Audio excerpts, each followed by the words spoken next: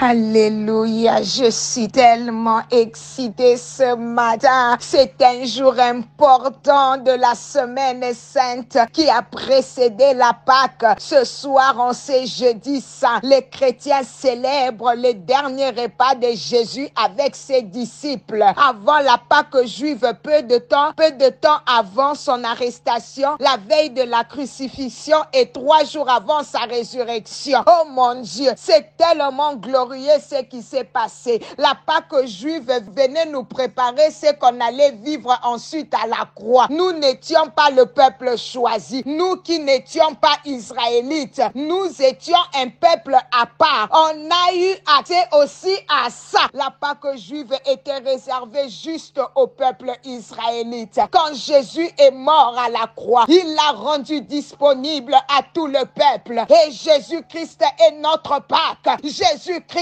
est notre Pâque. Nous sommes en train de célébrer la mort et la résurrection de Christ dans nos vies. Parce que cet agneau sans tache, cet agneau parfait qui a été sacrifié à notre place. Parce qu'effectivement, la mort passe au-dessus de nous. Oh mon Dieu, quel travail de la croix. Est-ce que tu peux acclamer pour le Seigneur, pour ce travail qu'il a fait? Oh, gloire à Jésus, alléluia. Bien-aimé, pour connaître ces choses, il faut beaucoup méditer la parole. Tout c'est dans la parole, tout c'est dans la Bible. Lis ta Bible avant de dormir, afin de dormir avec une pensée de Dieu qui va guérir ton esprit, car parfois les choses de ce monde font mal à la tête. Les choses de ce monde nous retournent à une vie en arrière pendant que Jésus, sur la croix, il a dit tout est accompli. Donc rien, aucun business n'a été unfinished. Everything was finished on the cross. Alléluia. Bien-aimé, c'est pour cela, écoute-moi, un conseil gratuit. La dernière chose qui doit rester dans ta tête doit être la parole. Bien-aimé, aie l'habitude de dormir avec une pensée de la parole. Ne dors pas avec les pensées de la journée. De oh, telle personne me doit. Oh, telle personne m'a fait ceci.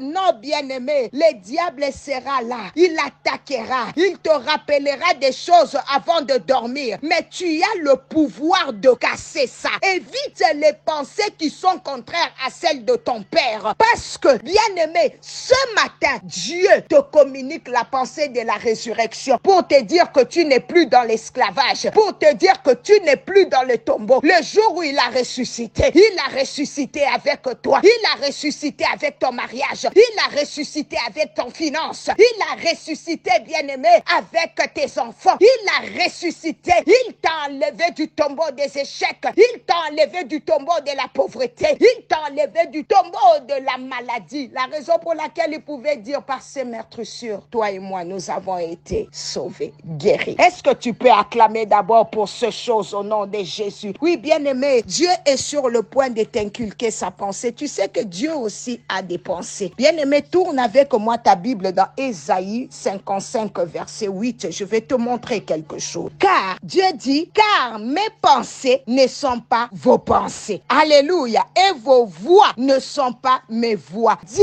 l'Éternel. Ah, bien-aimé, tu vois que Dieu aussi a des pensées. Seulement les pensées de Dieu, c'est pour te les communiquer. Tu es là, bien-aimé, tu es à l'aise. Tu dis à tout le monde que moi, Dieu ne me parle jamais. Moi, je n'écoutais jamais Dieu. Dieu n'a pas de personne spéciale à qui il parle. Bien-aimé, écoute-moi. Vis seulement une vie de sanctification et tu verras. Il parle tantôt d'une manière, tantôt d'une autre. Chez les uns, il parle par les rêves, par des songes, par la conviction, par la voix audible, par la conscience. Chez les autres, bien-aimés, il peut parler par des visions. Comme ce matin, toi et moi, il nous parle par la parole. Oh mon Dieu, est-ce que tu peux acclamer pour la parole de Dieu? Au nom de Jésus, oui, Dieu nous parle tous, bien-aimés. Si tu penses que Dieu ne te parle pas, prie qu'il te révèle la manière dont il te parle. Moi, je suis sûre que Dieu te parle, mais seulement tu ne fais pas attention, afin que qu'il te révèle la manière dont il te parle, afin que tu travailles, que tu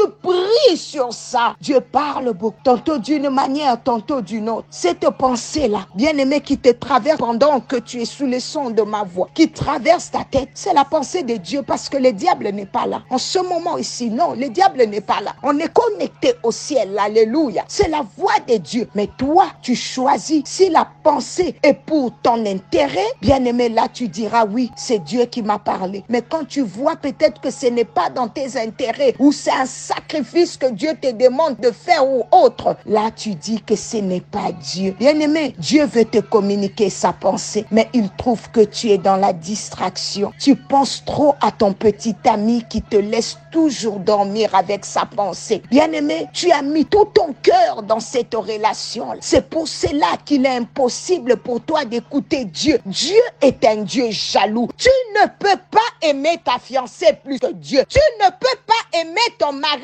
plus que lui. Aucun homme ne peut prendre sa place. Mais toi, tu aimes cet homme-là plus que Dieu. Tu ne donnes plus ta dîme et tes offrandes à l'église à cause de lui, parce qu'il traite tous les hommes de Dieu de voleurs. Tu n'aides plus ta famille à cause de ton mari. Tu n'aides plus ta famille à cause de ta femme. Oh mon Dieu, à qui tu parles en dernier? À qui tu parles au réveil? Commence avec Dieu et termine avec Dieu. Dors avec la pensée de Dieu et réveille-toi avec sa pensée. Ton problème, c'est que cet homme a pris la place de Dieu. Cette femme a pris la place de Dieu. Oh, vous verrez quelqu'un en train de prier dans une assemblée, mais ses pensées ne sont plus là. C'est un voyage de pensée. Regarde comment le diable peut rendre tes pensées esclaves. Tu vas chaque dimanche à l'église, mais tu n'es jamais connecté. Tes pensées sont toujours ailleurs. Écoute, bien-aimé, le diable peut attaquer tes pensées même pendant la prière, même à l'église. Alors que, bien-aimé, tu dois